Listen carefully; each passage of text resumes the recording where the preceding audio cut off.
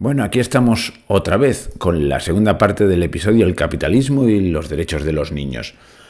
Han pasado 24 horas de la primera parte, vamos a continuar analizando algunos de los argumentos que se exponen en la larga cita que vimos de Rothbard en el capítulo anterior. Si no lo habéis visto en YouTube, pues id a verlo. En iVoox lo pondré los dos juntos, así que no habrá ese problema. Porque digo que si no lo miráis no sabéis bien de qué va. Bueno, pues como es de noche, es domingo, mañana tengo que madrugar, hasta donde llegaré. Me pongo aquí el cronómetro, 20 minutos, y cuando pasen 20 minutos me avisará y cortaré.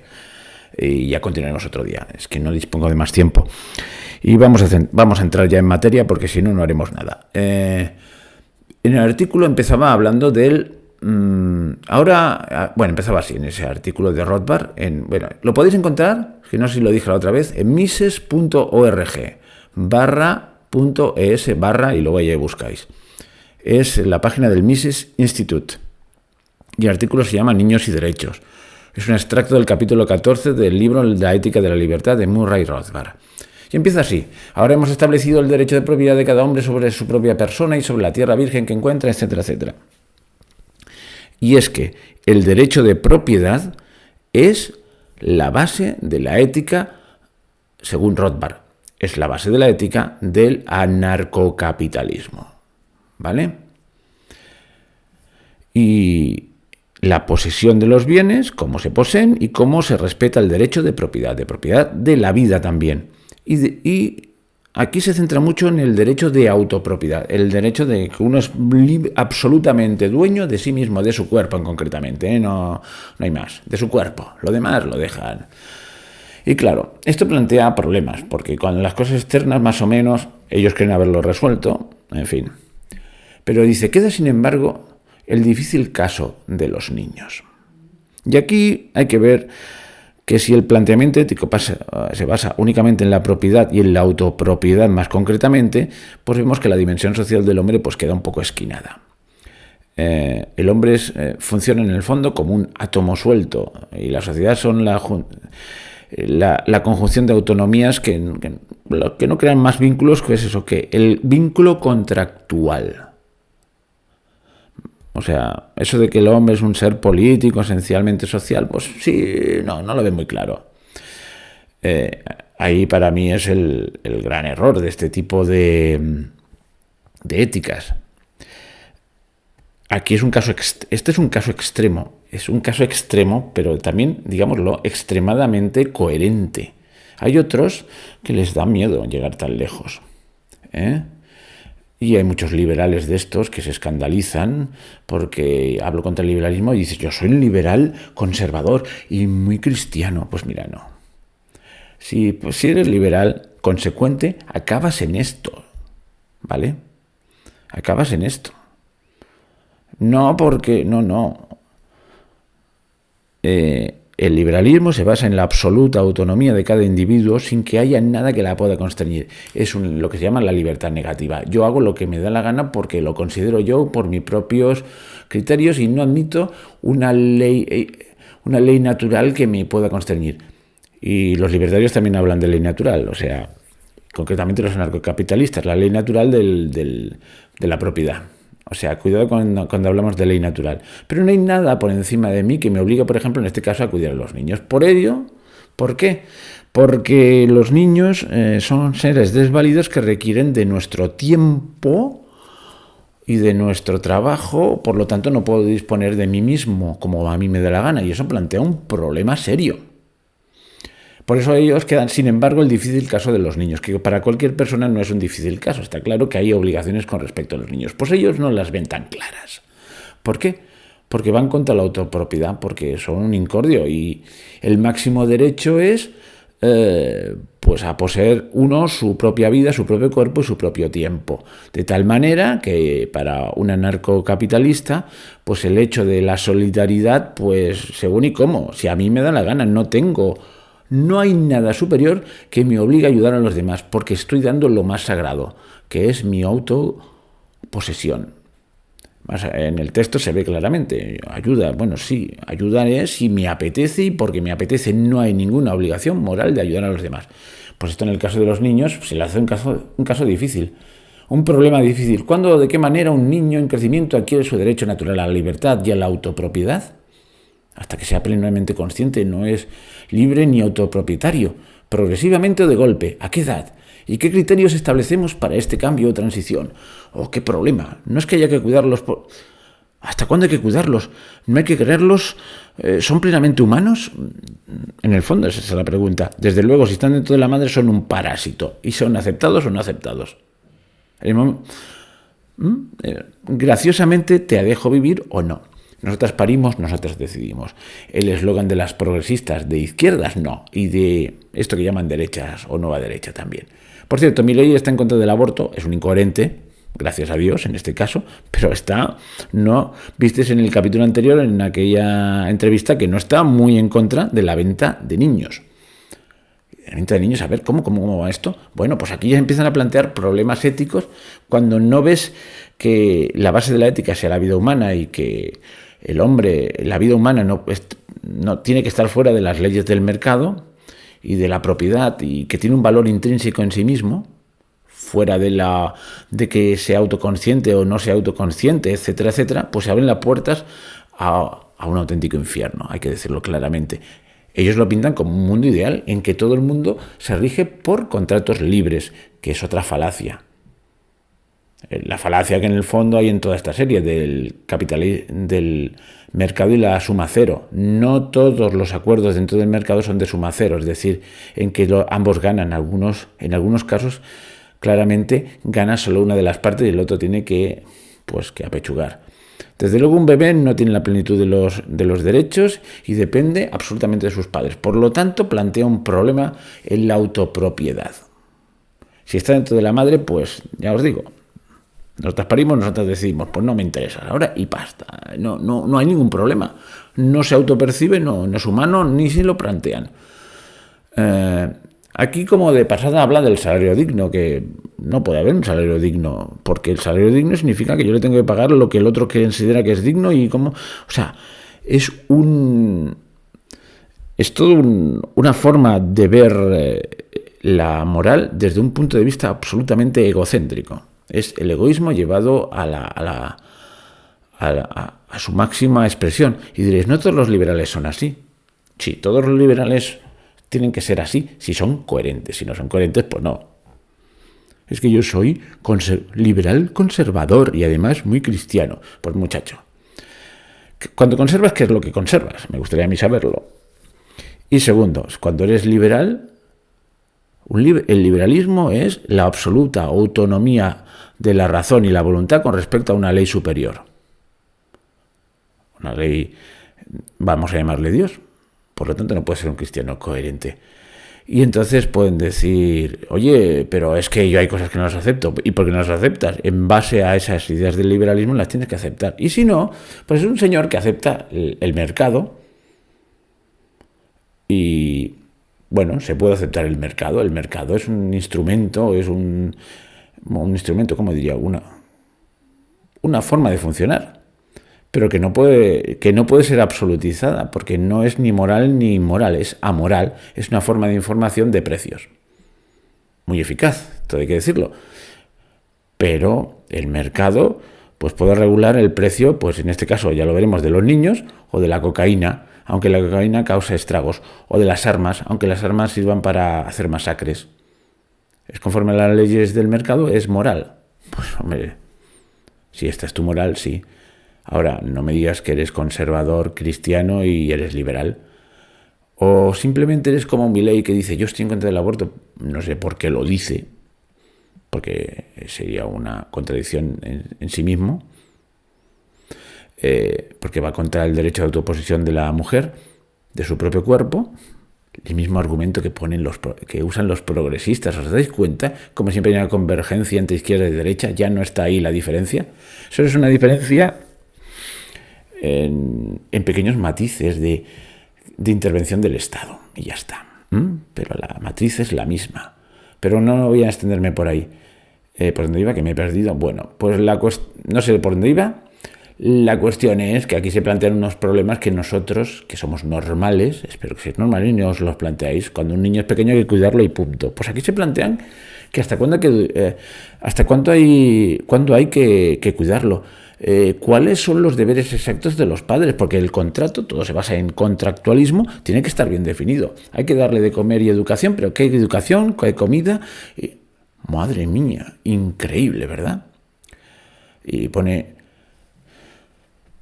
diversos casos concretos y tal, va analizando y qué pasa cuando el niño sea hijo de una probeta, entonces quién tiene los derechos sobre ese hijo, porque lo han fabricado, porque ya se plantean fabricar niños, ¿no? El niño lo pone más o menos veladamente, pero el niño que ha nacido de forma extrauterina en un tubo de ensayo, quién tiene los derechos, si el padre renuncia, quién los puede tener, etcétera, etcétera, etcétera. Y llega un momento en que dice, ¿qué pasa cuando no tiene un hijo? Pero dice, pues mira, yo no puedo con él, por lo que sea, pues puedo vender los derechos que yo tengo sobre mi hijo a otra persona. Ahí está el mercado. Y te dirán, no vendo el hijo, vendo los derechos que tengo mientras va creciendo. ¿Por qué? Porque Rothbard se plantea que una vez está fuera de la madre, el niño ya tiene derechos no en cuanto a persona, en cuanto a ser humano, sino en cuanto a potencial ser humano que se puede autoposeer. Y entonces ya eso hay que respetarlo. Mientras está dentro de la madre no, porque es un parásito absoluto. Esto nos puede llevar a cosas surrealistas, ¿no? No lo dejo matar, no lo dejo nacer del todo para que... Bueno, da lo mismo, no voy a tirar por ahí, pero ya os dais cuenta que es absurdo. Hay absolutos morales que aquí se desprecian y uno de ellos es el respeto a la vida.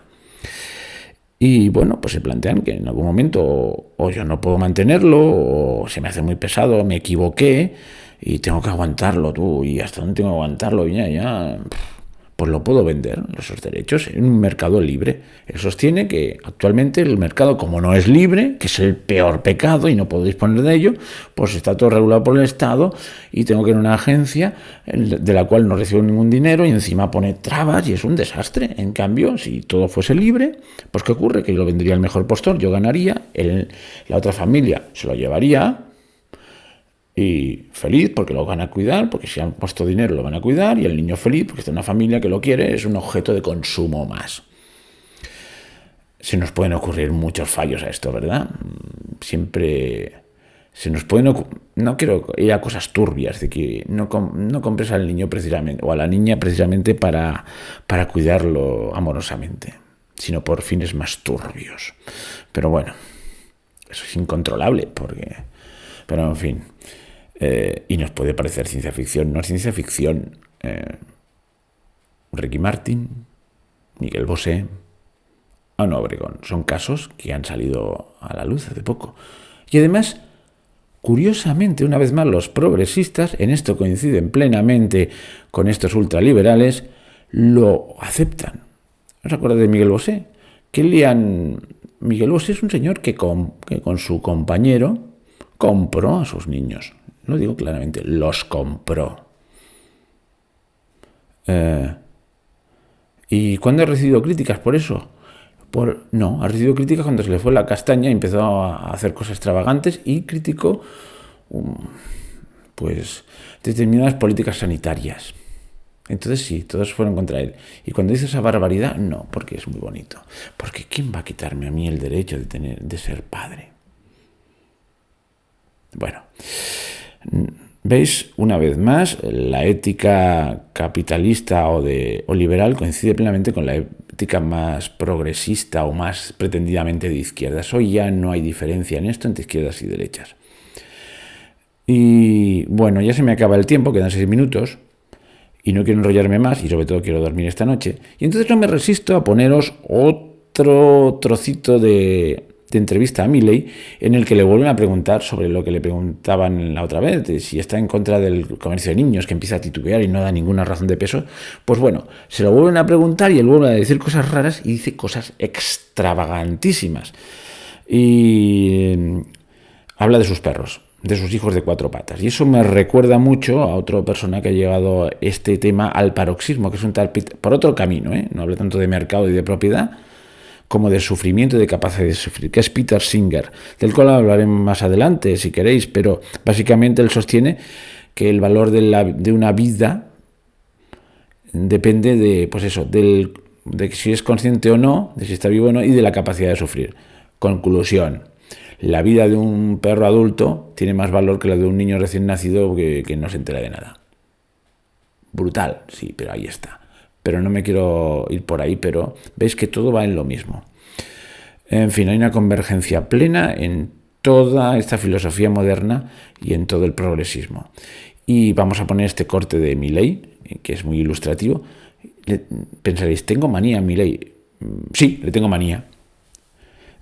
Cuando era un tertuliano, iba de tertulia en tertulia en la televisión argentina, y yo lo seguía desde aquí de España, me parecía un payaso, bueno, hacía gracia.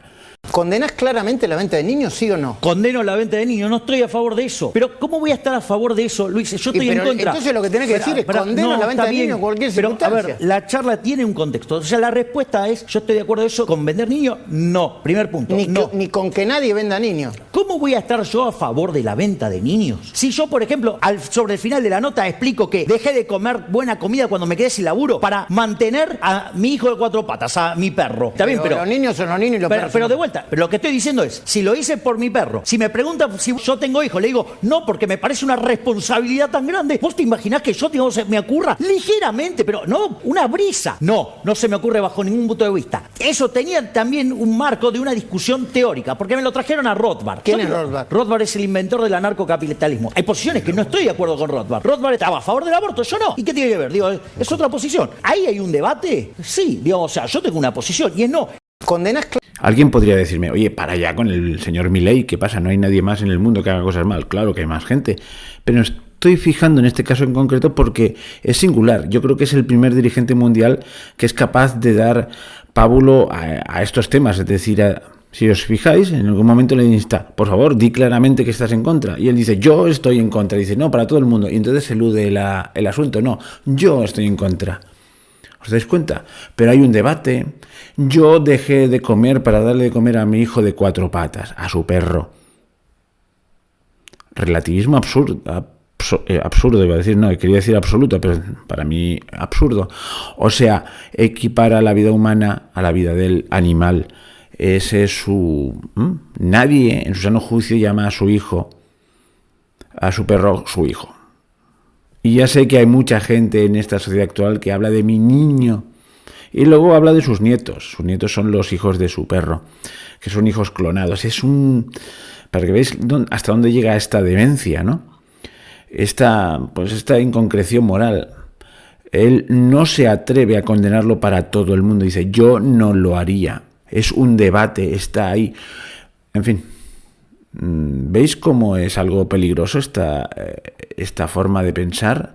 Esta ideología anarcocapitalista, que es la forma más lógica de la absoluta autonomía moral del ser humano sin tener en cuenta nada superior. Para ellos la ley natural es la ley del mercado, la ley de la autoposesión, de la posesión de bienes y que nadie me los quite. Ellos cuando hablan de vida, hablan de proteger la propiedad de la vida, no hablan de la vida en sí misma. Es muy curioso.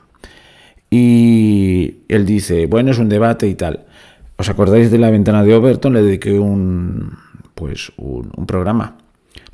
La Ventana de Overton, así explicado muy rápidamente, es cómo hacer que temas que la gente rechaza de cuajo, pues vayan calando en la sociedad y al final adquieran carta de naturaleza. El ejemplo extremo que ponen como caso hipotético es el del canibalismo. ¿Y cómo empieza? ¿Cómo empezaría hipotéticamente? Lo podéis aplicar lo que queráis a cosas que yo no me atrevo a decir para que no me censuren el vídeo porque hoy son aceptadas por todos. Como que uno es lo que quieras. No sigo por ahí, ya me entendéis, ¿no? Hace unos tiempos al que decía ciertas cosas le llamaban loco. Pero, ¿y qué pasa cuando...